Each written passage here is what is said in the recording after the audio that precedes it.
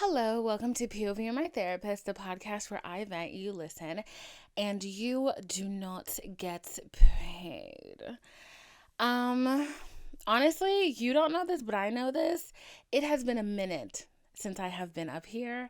I think the last time I was up here to record a podcast was a nice 3 weeks ago. I was ahead of schedule, but I got a little too comfy wumpy. So clearly I had to waste time and not keep working to be ahead. So now I am recording this week's podcast this week.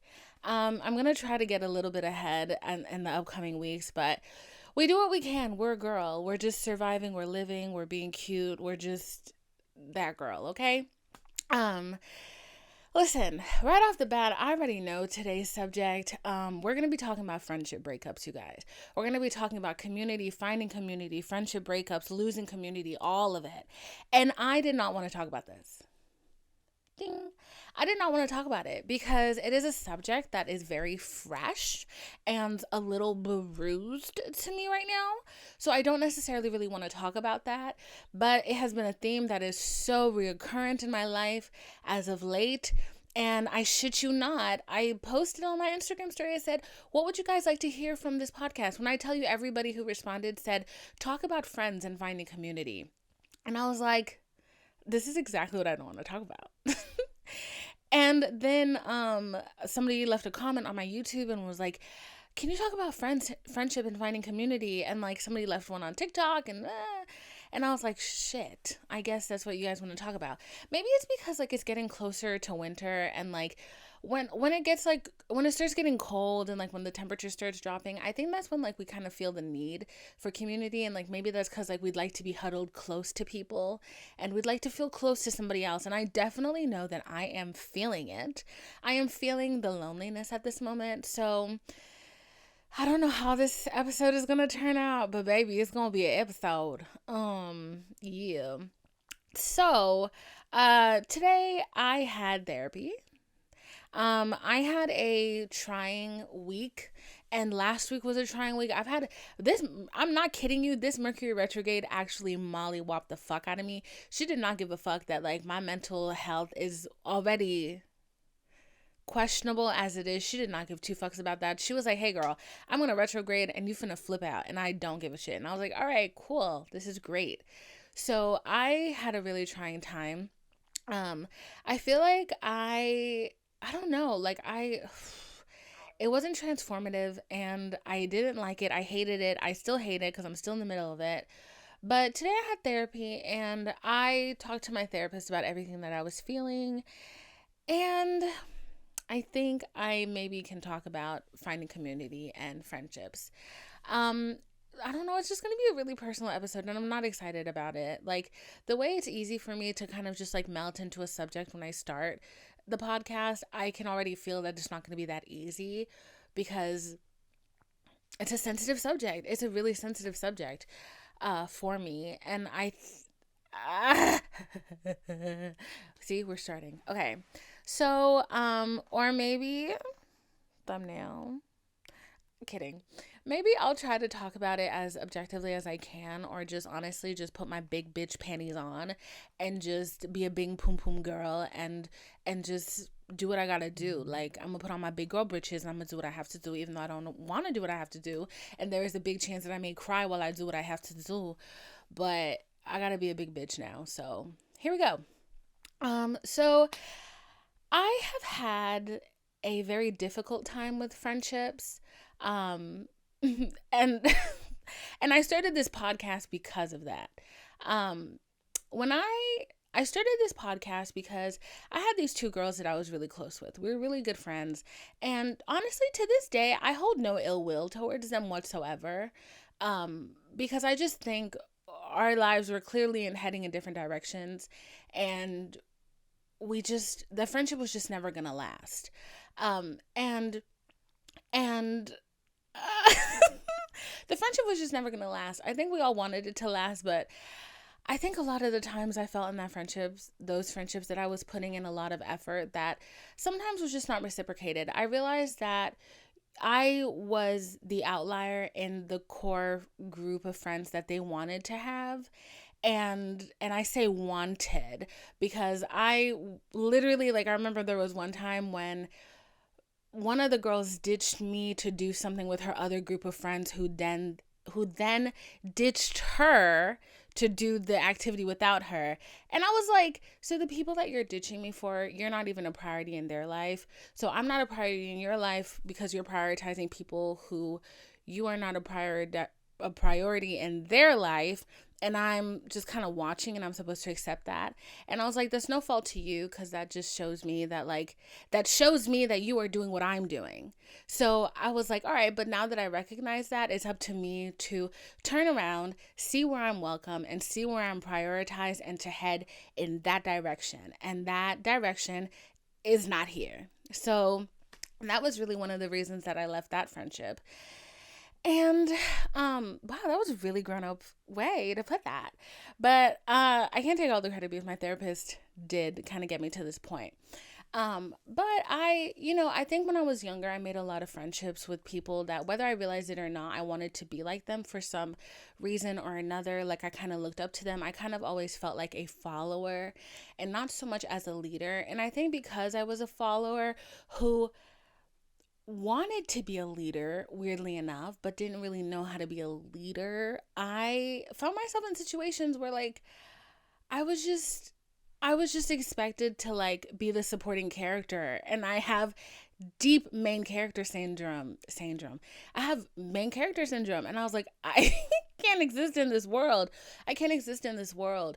And I'm not saying that in a way like, oh, I need the whole world to spin around me. No, it's like I I feel like it's a universe. It's not a solar system, but it's a universe. You're your own sun. You have your planets rotating around you. I am my own sun. We obviously cannot get too close, but we're in our lives, we are our own main priority, and we can interact, we can see each other. This system would not exist if we were not all in our rightful places. But I can't be somebody's Mercury, like, I can't. And this is such a great analogy that I definitely did not come up with myself. My friend came up with it, and because literally one day I called him and I was like, hey, so I'm literally on the edge of a breakdown, and I have decided that we're going to go through it together. So we started going through this breakdown, and I was telling him that I really was feeling like, I just really felt like I was getting pulled into people's orbit, and I didn't want to be pulled into people's orbit because some of the people were high maintenance. They were very, and it was no fault of their own. Like, that's the thing. Like, I think when you're a son, you genuinely cannot control the energy around you. You can't control that. You can't control that you have a great and amazing gravitational pull. But I think the people that are getting pulled into your orbit, they can control how they act and how they just are.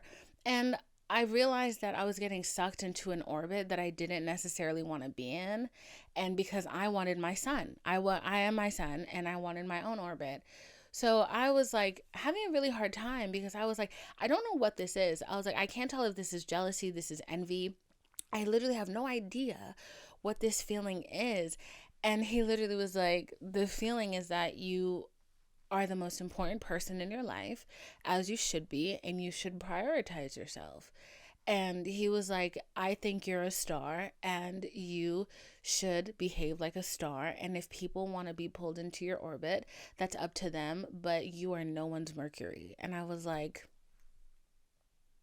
that is the nicest thing anybody has ever said to me. Like, oh my God. And I was like, that's really nice. Thank you. Wow. Wow. And that really changed a lot for me because, like, it was weird because, like, I was like, wow, I have to love Divine how Kanye loves Divine. I what? Hmm. Hmm. That's not what I meant. I have to love Divine how Kanye loves Kanye, because Kanye is the star. He's the solar system of his universe, girl. Like, he's everything to himself. And not in a selfish way or not in a self absorbed way, but my priorities have to be based on me. They have to be based on my goals and my daily life, my everything should benefit me 10 times more than it ever benefits anybody else, unless I'm doing something selflessly. And he told me all that, and like, oh my god, like, it was such a great pep talk. Like, I genuinely wish like I could have recorded it so I could play it back every time I was feeling sad. But he honestly is a really good person to speak to when I'm going through it, cuz he's just like, he just says the right things all the time, and I'm like,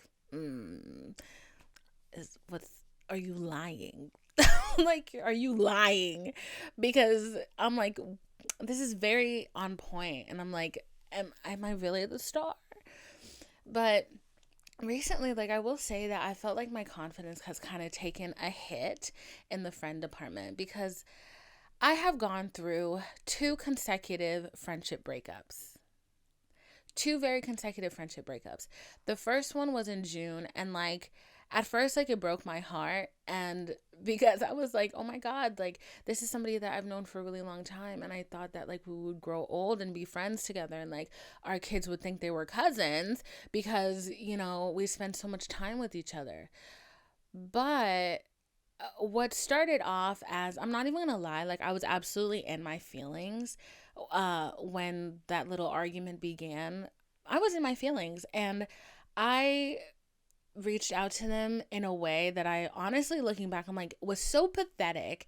And that if any of my friends reached out to me in that way, I would have been like, bitch, what the fuck is wrong with you?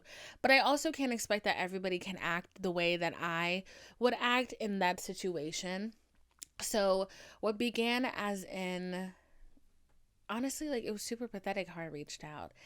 And instead of doing that, they were like, you're not a priority in my life. I don't have space for you right now. This is something you need to accept. And I was just like, wait a minute. That was not what I expected. And it really hurt, because I was just like, okay, wow, like, this is not where I thought this conversation was going to go. And it was weird because like they hit me up like multiple times after, and each time the conversation was so harsh.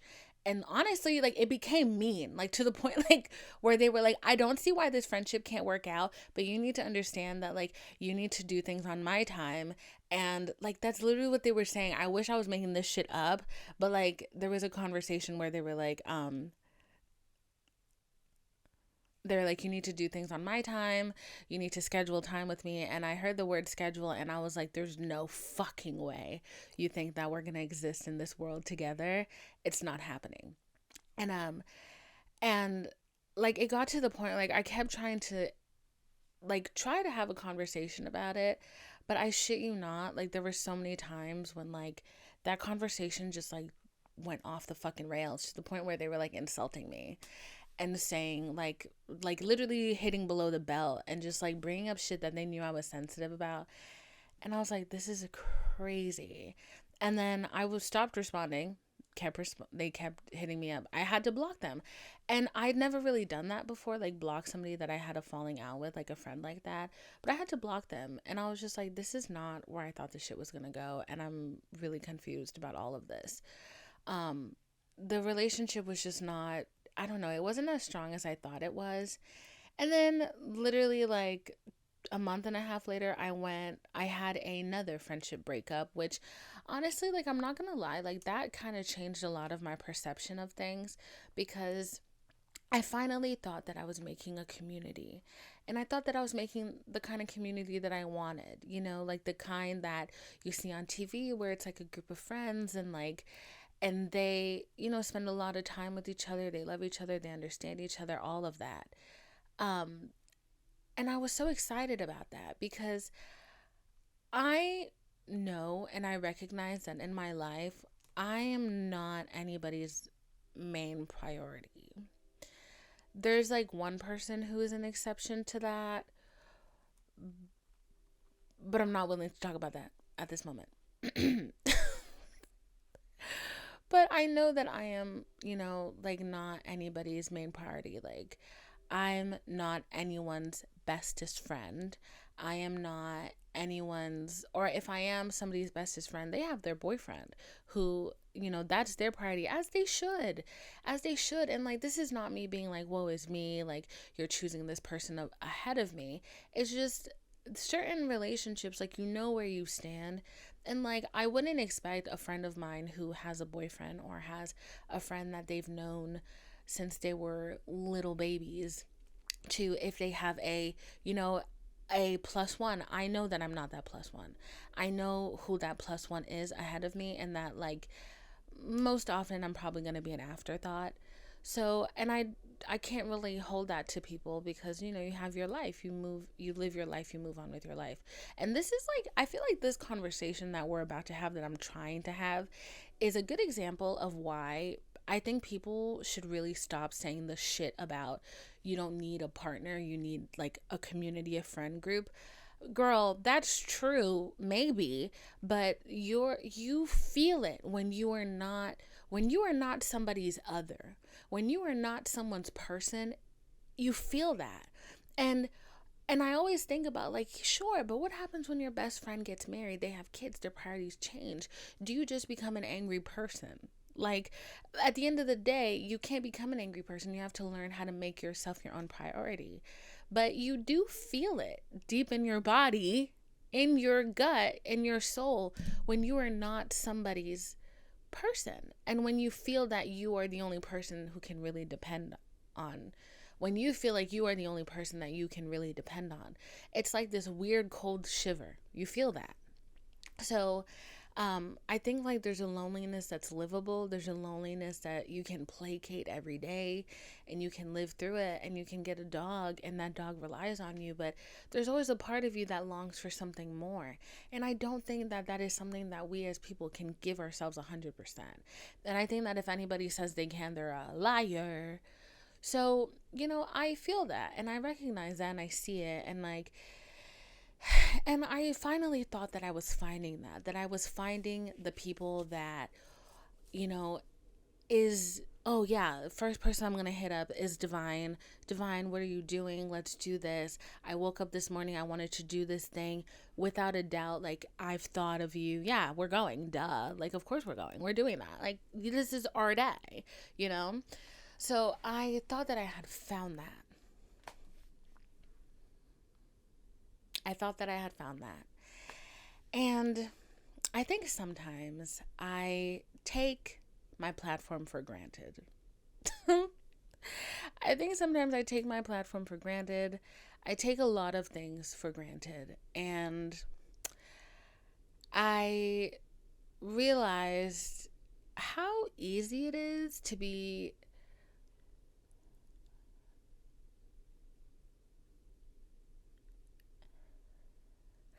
I realize how easy it is to be a person who is not self aware.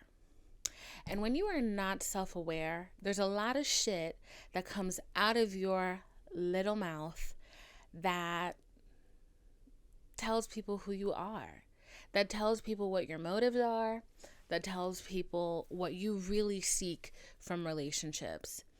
And I had a moment like that, and I realized, all right, we are back to square one. So that has truly shaken my faith in a lot of things. And like, I have people. I have a number of people that I talk to regularly, that I've known for years, that I love, that know me like the back of their hand, but I don't see every day, that I don't spend every weekend with, that I don't physically see all the time. Like, one of these people, I saw her for the first time in 4 years, because life is life. I saw her for the first time in 4 years. It didn't feel like that, because we FaceTime like every fucking week. So literally my mom was like, oh, when did you last see your friend? And I was like, last week. And I was like, oh wait, no, never mind, the last time I saw her was graduation. So, I have those people. And then I have like my friends that are in New York, that I see like maybe once every 2 years. But this year I will be seeing twice, which is crazy. For the exception of like one of my other friends that I see, she's come down here a good number of times this past couple months. But I realized that I've really taken that for granted. And going through my most recent friendship breakup and that experience, I was like, oh my God, it is. I don't know how I've been lucky enough to find people who are that self aware, but I'm lucky because you don't realize the value in self awareness and being able to think before you open your mouth and say some crazy shit. You don't realize the value in having your emotions under control and just not being a wild, like you're the best way I can describe it is like a radio. Like there's a lot of people, they're like a radio. I take my finger, I put it on your knob, I turn you up, I turn you down. Everything I do gets an emotional response from you. That is horrible. That is a terrible way to live, and it is a painful way to live. So I didn't realize the value in that, and having people around me, even though they I don't get to see them all the time. I don't get to hang out with them all the time. I know that, they have their others, they have their other peoples. And, that hurts. And I'm still looking for my other. I'm still looking for my person, but I'm trying not to take them for granted as much as I feel like I have in the past. And like today, I was talking to my therapist about this, and like, y'all, I've been spiraling so bad. And like, I was trying to tell her about my spiral, but like with a comedic flair, so I didn't get sent off to the loony bin. And I was telling her all about this. And the one thing that I've seen this in a tweet and I hated it and I wish I could have thumbs it down, but she has a better way of saying things. When we were talking today, she was basically saying how, I have a lot of people in my life that show up for me when it's necessary, and they may not show up in the way that I would like them to show up, which would be, going out every weekend to, the people that I see all the time, that I spend a lot of time with, that like we're like physically together. They may not be able to show up like that, but they show up in the ways that they can, and that's really what matters. And it's like at the end of the day, when they have so much excess, not so much, when they have very little bit of time left for themselves and excess energy, they decide to dedicate that to me and to say, oh, let me call Divine, or they have the one favor that they can pull with something that they're nervous about doing. And they're like, I'm going to spend that energy on Divine because I know she would appreciate it. So I realized that, I was kind of being ungrateful in a way. And I think the biggest thing is sometimes we have a vision of like what these relationships look like and what they feel like and what they should be like. And we waste a lot of time being upset that they are not the ways that we genuinely like we picture them to be. And that's not anything that anybody can really help. Um, I think there's a lot of times we overlook people who are there for us because we're too busy thinking about the people that are not there for us. And I know I am particularly guilty of that. So, returning to the subject of finding community, I think finding community gets a lot harder as you get older because you really have to kind of set out with the intention of finding a community. Um, I will say that, like, I've met friends in like the weirdest ways. I've met people at concerts, I've met people at clubs, I've met people through friends. I feel like I meet a lot of girls in the girls' bathroom. Like, I'm not gonna lie, like at any function, the girls' bathroom. But I will say, like, before I started like going out more, which those days are over, babes, there will be no more going out. Like, I'm gonna be focusing on myself, working on this little empire that I'm trying to build.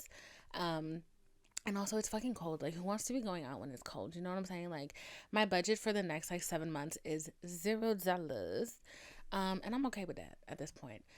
But I think the thing is, like, it gets harder as you get older to find community and to make friends. And sure, like, you can use an app. Like, I know Bumble has Bumble BFF, but if you're not, like, if you're kind of afraid of that, I think the best way to make friends is to do things that you enjoy. Is if you like to go on picnics, go on a picnic by yourself. Go to the park by yourself. If you like sports, go to a sporting event by yourself, which I'm going to be doing very soon. Like I want to go to a baseball game like really bad. So if you like dining out, dine out by yourself, sit at the bar and talk to people that maybe you would have never spoken to before. um, if you like pottery, arts and crafts, take a pottery class. You will meet people in that way. Like, think about how you made friends in school. You didn't have a choice but to be there. Everybody went there with the intention of getting an education. And you just so happened to meet people who are like minded as you, and you had things in common, and you formed friendships that way. Maybe those friendships didn't work out, but it's not necessarily a reason to stop trying. Yes, I am speaking to myself at this moment. Literally after my most recent friendship breakup, I literally was like, I don't want to get to know nobody else. I don't need any new friends. I don't want to get to know nobody or they fucking mamas. Like, y'all, we're not going to get into this. But I did realize that a lot of the friends that like I have now that stood the test of time and that I do not have fundamental differences with are people that I met in school that I had like that we had to go through a lot of the same things and had to be in a lot of the same environments and had to suffer in the same way. And like in work environments, like my best friends, like I met them at an internship like a long time ago, like 2016. Well, that's not a long time ago, but it is a long time ago. Like in my head, like 2016 was like 2 years ago, but in all reality, 2016 was literally 7 years ago. That's very scary, okay? Um, so that's how I met like some people. And like it was funny because one of my friends, she went on a date and she was like, the date sucked ass. She was like, this guy was an asshole. He sucked. Like his attention span was just like nil. And she was like, and what pissed me off the most was we went to this thing that like it was like a silent disco. I know that's not what it was, but that's what it's gonna be because I think that's what she said. She was like, she went to a silent disco on a date. Her date was annoying and just like she wished she could make him leave the date himself because she wanted to be there because she wanted to go to the silent disco. And she was like, what pisses me off is that there was a really cute guy at the silent disco who was working the silent disco, but it would have been rude for her to leave her date to go flirt with the man who was working at the silent disco. On the other hand, if she had gone to the silent disco by herself, had she how she wanted to, she could have just flirted with that guy and like maybe gotten his number and like or maybe even like made a new friend. So she was like when she told me that, she was telling me how it reminded her of how I'm constantly telling her if she wants to do something to just go ahead and do it, and she's going to meet people that want to do the same thing or and are in the same place as her, and that's how she's gonna find like a new community and a new group of people. And that honestly is something that like I stand by because I really believe in that. I really believe in it. Like when like when I was younger and like I had extracurriculars in school, that's how I met a lot of people that like I still have friends like that I'm friends with today. Because it wasn't just, oh yeah, I'm in school for film, you're in school for film, we should be friends. It was like, nah, like we were both in, I don't know, like this club, we both did this activity, like we both spent a lot of time doing this specific thing. So, like for the longest time, I've been wanting to take a pottery class. And I'm like, maybe my husband is waiting in this pottery class. Like, you don't know. Like, you really don't know. But it's a great start to meet people, and it's a great way to feel like you're meeting people. Um, the train is going by. And it's a great way to feel like you're meeting people because I think a lot of the time, well, not a lot of the time, because I feel like a truth of the universe is that we don't know when anything is going to happen, which is something I really hate. We don't know when anything is going to happen. But the funny thing is, we also cannot change when anything is going to happen. So if I'm supposed to meet the love of my life 2 years from now, there is simply nothing I can do to make that time go by faster. What I can do, however, is trick myself into feeling like I'm being productive, by like fully accepting that I will fully accepting that I will meet my person when I meet my person, that the choice will not be mine, as much as that irks me, that the choice will not be mine, that at the right time the stars will align, the paths will cross, and I will meet my other. What I can do in the meantime, though, is do things, is go out, is go on dates, is, go have fun, because I don't know what that event is going to be. And by the time that 2.5 years is up, who knows? It might have been the most random fucking thing. It might have been like I dropped a dollar bill at the grocery store and he picked it up and then our eyes meet. And I was like, oh my God, wow, you're my person. Or it could have been I finally matched with him on Tinder. Mm-hmm. Mm-hmm. Mm-hmm. And watch it be like I matched with him on Tinder and it was like his first time downloading Tinder and he's like, oh my God, you're my first match on Tinder. I literally would hate him. I would hate him. I'd be like, wow, so you had me waiting here on this godforsaken app for 2 fucking years, bitch. I think about that all the time. If my person is somebody that I meet on a dating app and I was like their first match or like their first date on that app, I don't know why, but I'd be irate because I feel like we both should have suffered through it and you just got it a little too easy. Just a little too easy. But yeah, but you know what though? My psychic told me like the person I'd meet, and like she said it wasn't through dating apps. So I believe her. And yeah, I believe her. I have more to say about that later. Okay. But I believe her for now. For now. But yeah, so I think all you can do is like, if there's something you want to do, go do it. Don't wait to have the friend to do it. Don't wait to have the date to do it. Just do it. Just go and enjoy yourself, and be open to meeting new people and having new experiences. And you know, as sooner or later, the stars will align. You will make a friend, unless you're like a psychopath. You will make a friend. You will meet a boy. You will meet a girl. You will meet a they, them. Okay, so just I think the main point though is you got to get out of your house. I know the girls. I know the girls don't want to get out of their house. I get it, babe. I get it. I really get it. But you got to get out your house to meet people. Actually, you know what? I take that back. I really take that back because I'm thinking about the one girl who she wasn't at home, and Harry Styles knocked on her door, and her dad opened the door because like I don't forget why Harry Styles wasn't in her fucking house, but Harry Styles was in her house, okay? And she wasn't there. So if you're really living that life, if you're the main character and you were supposed to meet Harry Styles that day, he would come knocking at your door. I'm so serious. So we cannot control these things. There is nothing, unless like you literally decide to be like Charlie in the Chocolate Factory, the grandfather, and just lay in bed and decide to not live your life.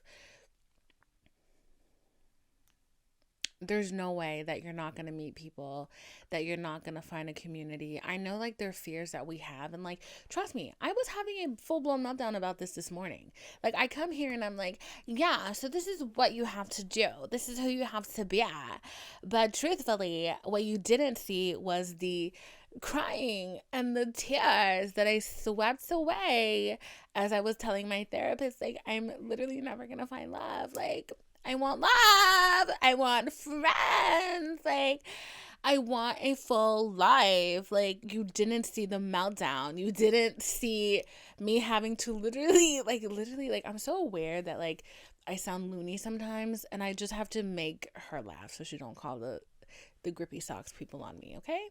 So you don't see that part. This is the refined divine. This is the divine after the cry, after the screaming fit in my car, after the, yeah, like, I'm just, like, really going through a lot right now. Like, are you free to talk?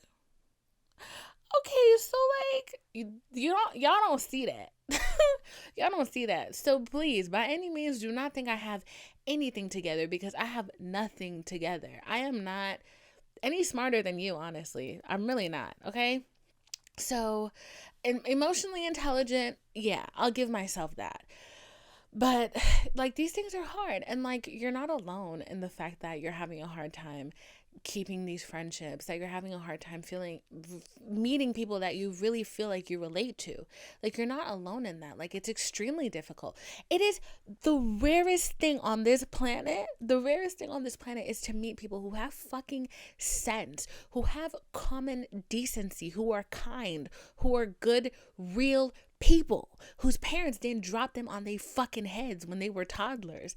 Like, do you understand? Like, I don't think I just like a piece of something flew in my eye. I don't think people genuinely understand. I did not genuinely understand how rare it is to meet people who have self-awareness. Who, when the words leave their mouths, they hear them. Or before the words leave their mouths, they fucking hear them. That shit is rare. Literally, I got into a fight with somebody, and I, I was gobsmacked. I was absolutely gobsmacked by the end of this fucking conversation. I was like, there is no way that you just said the things that left your fucking mouth right now, and you can look me in the eye and not be ashamed of your fucking self. Godsmacked. I had to immediately call one of my friends and be like, bitch, thank you so much for having an ounce of self-awareness, and just God bless you for having emotional intelligence. But then I also realized, because we have to have grace, and we have to give people grace, and we have to believe that people do the things that they do because they do not know better. I realized that the people that I look at them and I'm like, oh my God, you're rare. You are so rare, because you have emotional intelligence, because you have self-awareness. Those are my friends that went to therapy. Those are my friends that have a vested interest in therapy, who have put the pride aside, who have been able to shed the ego. Or, I mean, we never shed the ego is always there, who put the ego aside and they say, all right, this is who you are. Like, I gotta take it. I have to take who I am, and I have to change the things about myself that don't work.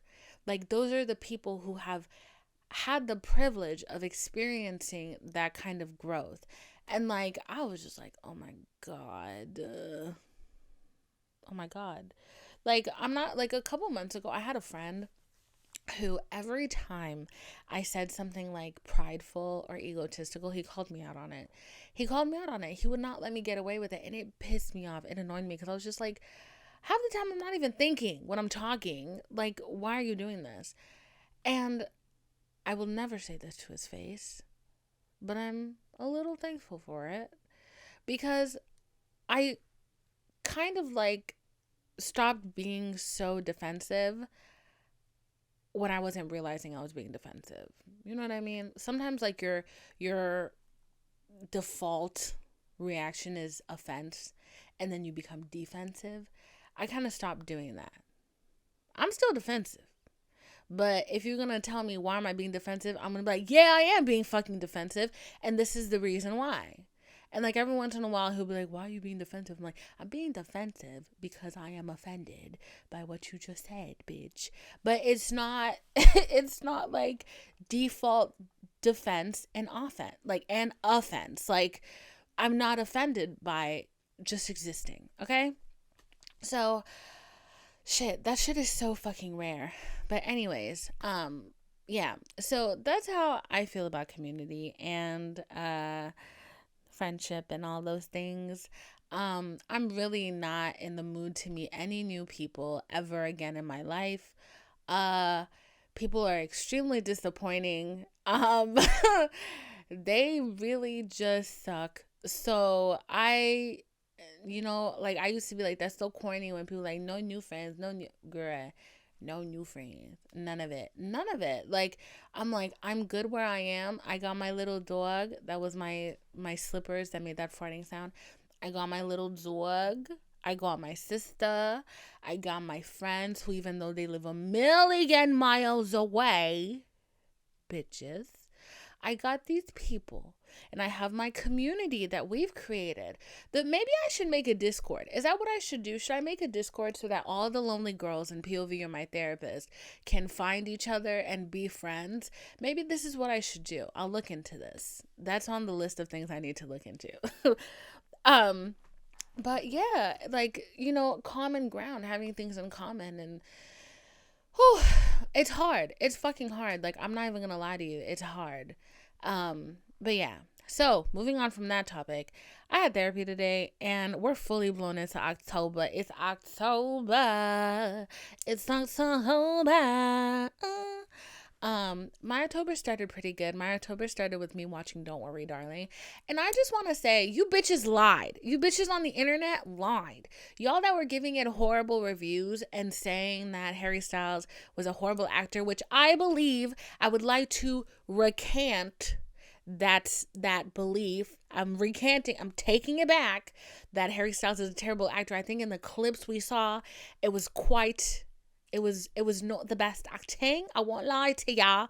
The acting in the clips were a bit questionable. But also, who said he was being American in the... Because the thing was, his accent was shit, right? And a lot of people were like, what is this accent he's got going on? Leading a lot of people to believe that he was supposed to sound American in in the movie. He was not sounding American in the movie. He was playing a British person. Harry's accent, his real accent, has just absolutely turned to shit, I guess, with all of his touring and like living abroad and stuff. His accent is god awful, and it's not even a fake accent, it's his real accent. But there's something that happens when you live far away from home. You start to adopt the different accents of where you're going. And if you're taking summers in Capri, hearing Italiano, okay, and if you're taking winters in France, okay, and then you're going back to England, to Yorkshire for spring, and then maybe, every once in a while you do a little trip to like Cape Town, your accent is going to sound real fucked. So I'm not really surprised that his accent sounds terrible. Like, his real accent sounds horrible. And I'm like, Harold, get a dialect coach or something. Like, fix it now. But yeah, but he also, like, why am I having a whole segment on Harry Styles? Anyways, he also... he was also very young when he started like touring and all that, so that's more likely to happen to you. And like, even Meghan Markle, like, even remember Meghan Markle when she first moved over to England, like, I think it was like the second year that she was over there was a clip of her and people were like, why is she faking a British accent? And a lot of linguists were like, no, this is something that very commonly happens to people when they live abroad. The thing is, I feel like people really don't actually realize how easy it is to lose your dialectic sound, if that's a real word. But it's very easy to lose your accent and like the way you speak and the tone of which you speak. Like, I listen to myself talk sometimes. Well, I mean all the time, because I have this fucking podcast. And a lot of the time, I hear the Bostonian. Girl, I left Boston when I was like 13. Okay, and I lived in Rhode Island, so like, it has like a little bit of Boston accent, but like, it's not as abrasive, but I hear it all the time. And most of the time it comes out when I say day. And like, but I have to be because I'm thinking about saying day, now I'm saying day, like day. But like, if I'm talking about like something, I just did it, talking, like, that's a very Boston thing. Like, it's like long. There you go, long. And now that I'm talking about it, I'm like, it's a very Boston thing. Like, it's long, it's annoying, it sounds like Linda Belcher. Like, what do you want me to do? Like, what do you want me to say? But because I lived in the South, like, it's been like graded down a lot, and it only remains in like certain words and sentences and tones. And then I hear myself talk sometimes. I'm like, who the fuck is that country girl? Who the hell is that country bumpkin, like, in this phone right now? Like, what the hell is going on? Like, so I hear that, and then to make matters worse, see, there it is, matters, to make matters worse, there it is again, I tried to say it without it, to make matters worse, there's my mother in her her Haitian accents, all right? That is giving, it's giving English, it's giving France, it's giving all of these things. Anyways, all of that aside, Harold did fine. Harold Styles did a phenomenal is taking it a bit of fall, let's be real here. He did a phenomenal job. Says it again. He did a good job. He did a good job in Don't Worry, Darling. And there was a twist at the end that is amazing. It was a great twist, okay? The whole time in the theater, my friend that I went with, her ass was just talking. So she was talking so much. And it got to the point, like, first of all, she was commenting on the movie. And then she kept offering me snacks every 2 minutes. And I was like, mother, please knock it off. So she was like, fine. And she just started talking to the people next to me, next to her. And I was like, this is absurd. But there was, I'm not a movie talker.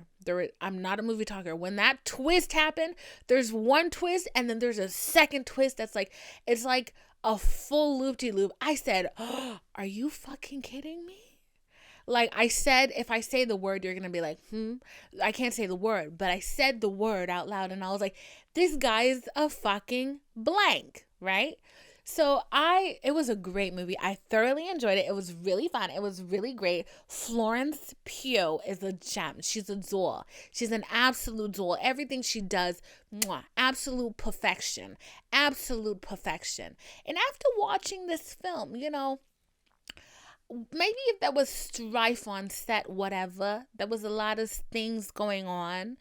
I will say, though, there was one thing. Watching the movie, I kept in mind that I saw a tweet where there was a black actress. I want to say her name is Kiki. I don't know why. I don't know if her name is Kiki. Hold on. Let me look her up. If I can remember Harry Styles' name and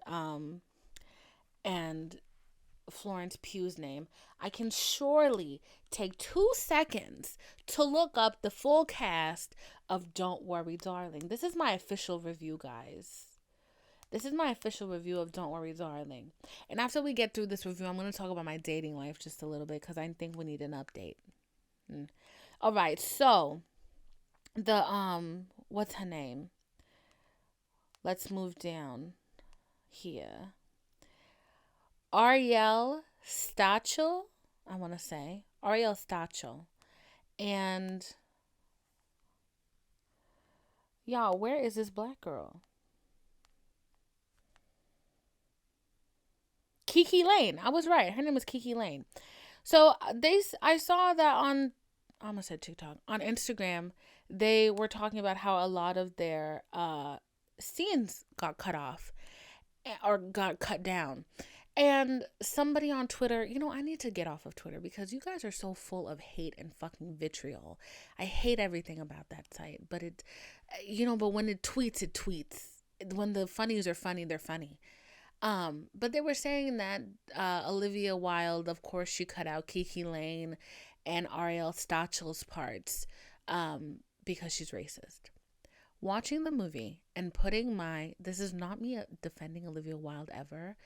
Watching the movie and putting on my screenwriter hat, I genuinely feel whether it was Harry or Florence or Chris Pine or Gemma Chan, if they had one more scene in that movie, they would have ruined it.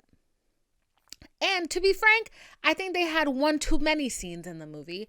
There was one scene between Florence Pugh and Harry that was the moment where I was like, because when you're in a movie theater and you're watching the movie, you can feel, when you feel you're in the movie, you can feel your mind start to slip out.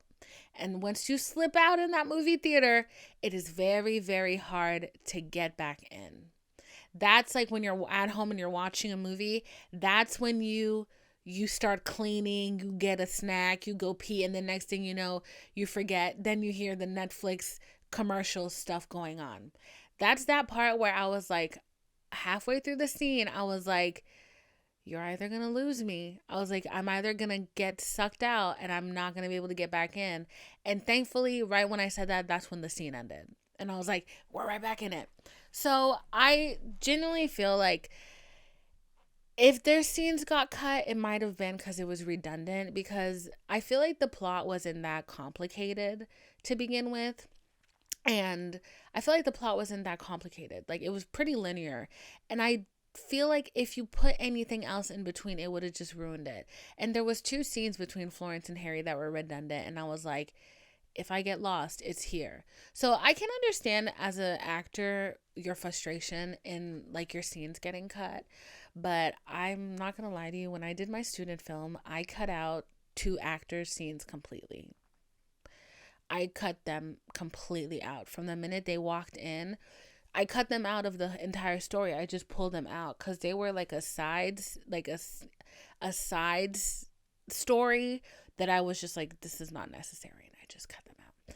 So, but yeah, so I went in having the lowest of expectations and thinking I was genuinely going to be watching a terrible movie. I was pleasantly surprised. I really enjoyed it. It was a great movie. But also though, I am quite easy to impress. So, I like movies. I'm a person that likes to sit down and watch a movie. If I love anything, and I'm not saying Don't Worry Darling is a bad horror film, because it's not. It's not even a horror film.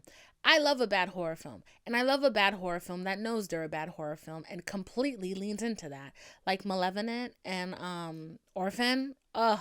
Except Orphan is great. It's not a bad horror film, but it's like a B-level horror film, you know? Like, it's kind of, I don't want to say tacky, but I don't know. It's like, moving on, because we're moving on because I know, like, I'm not gonna explain it as well as I need to. But yeah, so I really like Don't Worry Darling. I had a great time watching that movie. It was really fun. And I really, really enjoyed it. And I think everybody did a good job. And if the rumors are true and Florence Pugh ended up directing half of that movie, give her the fucking Oscar for Best Director, even though we know it's not going to get that far. But, you know, nominate her for Best Director. But yeah, thoroughly enjoyed it. It was super fun. And I liked it a lot. While I am completely orange and fully in the mood of October, one of the things that I know we're doing such a hard switch to something else right now, but one of the things I talked about to my therapist this morning was that early in the winter of this year, I really thought that I would be, I thought that October would come, and it's autumn. It's autumn. I thought October was gonna be here. I was gonna be, I was gonna be a ginger. She was gonna be a ginger, and I was gonna be kissing with my gigantic man. We remember him, right? I thought we were gonna be kissing with my 6'6" giant in a fucking pumpkin patch. Okay?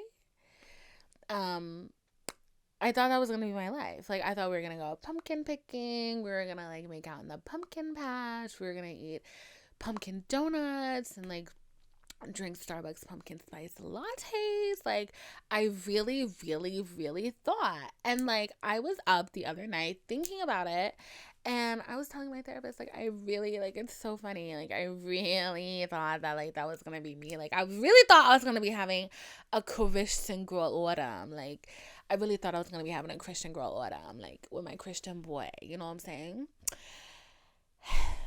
And my therapist straight up laughed in my face. Hold on, it stopped. I'm not kidding you. My therapist literally straight up laughed in my face when I said that. She was like, "Babe, that was never gonna happen." And I literally was like, "Oh my god, read me, girl." She was like, "That was never gonna happen because, if anything, he was just gonna be a psychopath." Mm-hmm. There was never going to be a pumpkin patch, babe. She was like, there would probably be a lot more therapy sessions. Mm, mm, mm, mm. And I was like, wow. I was like, I'm always wrong. Like, I'm always wrong about the guys that I think things are about. Like, that my psychic shit is about. And I'm like, I'm always wrong. And she was like, no, I don't think you're always wrong. She was like, I think you're a projector. She was like, I think you like to project things onto the men that like are around you at the time. And I was like, yeah, this is true. I was like, I'm not gonna like mince words. Like, this is very true. And I was telling her about like the most recent guy that I thought it was about, that I realized it wasn't about. And she was like, girl, like, that man is traumatized. She was like, you could be a trauma therapist and like it still would not have worked out. And I was like, oh my God, girl, just like read the fuck out of me. She read me today. My therapist read the fuck out of me today. And like, I kind of liked it because, you know, I'm a masochist. I like pain. I'm a little bit of a sadist, but to me, not to other people. And when my therapist reads me and tells me about it myself, I'm like, yes, girl, tell me why I suck. I'm like, this is what therapy should be.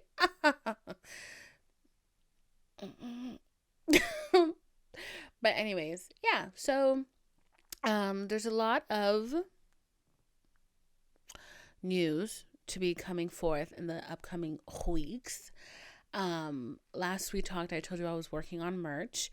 Still working on it. I got some samples this week. I was disgusted. I was thoroughly angry and disgusted, and I will be writing a very strongly worded letter asking for my money back. But still working on it. Hopefully I will have something wonderful to show you by the end of the month. If you made it this far in the episode number 1, and if you can guess what the theme of the merch is, I will give you something for free. How about that? What I'm wearing right now kind of is giving the theme. Like, it's kind of giving the theme. So, if you can think about what the theme of the merch is, you may get something. So if you're watching on YouTube, comment. If you're on Apple Podcasts, leave a comment. If you're on Spotify, girl,